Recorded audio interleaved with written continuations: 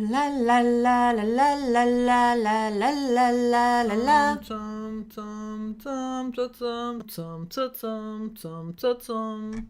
Que la force soit avec toi et avec ton esprit.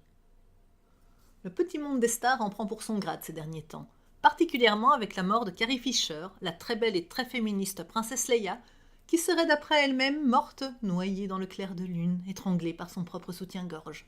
Ce qui est quand même nettement plus classe que terrassée par une attaque cardiaque. Ce qui aide un peu à adoucir la douleur de sa perte pour certains. Pour moi, ça me fait sourire et admirer encore un peu plus le personnage.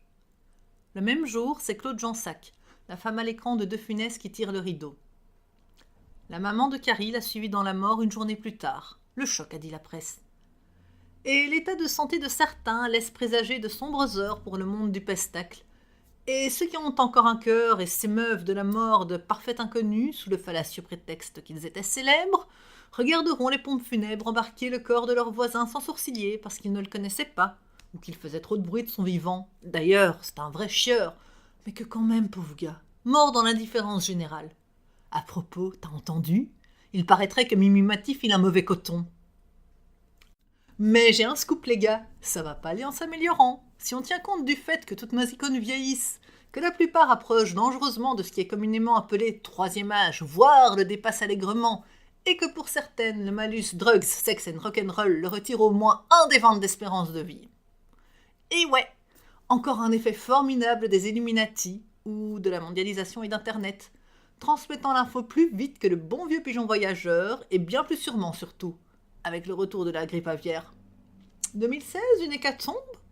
Vu que tout ce beau monde vieillira encore en 2017, je crains pour la suite.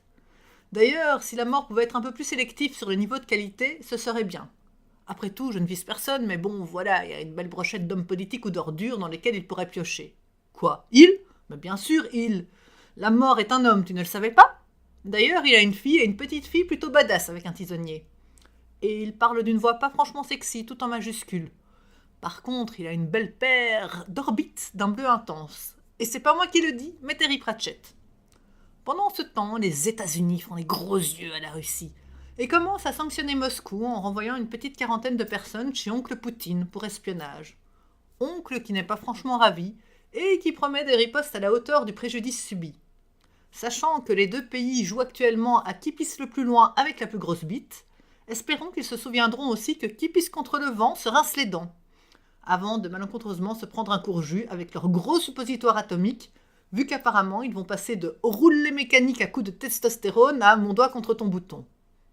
Pourvu que ce ne soit qu'un soufflet raté, et pas les prémices d'une nouvelle guerre type fusion, mais froide.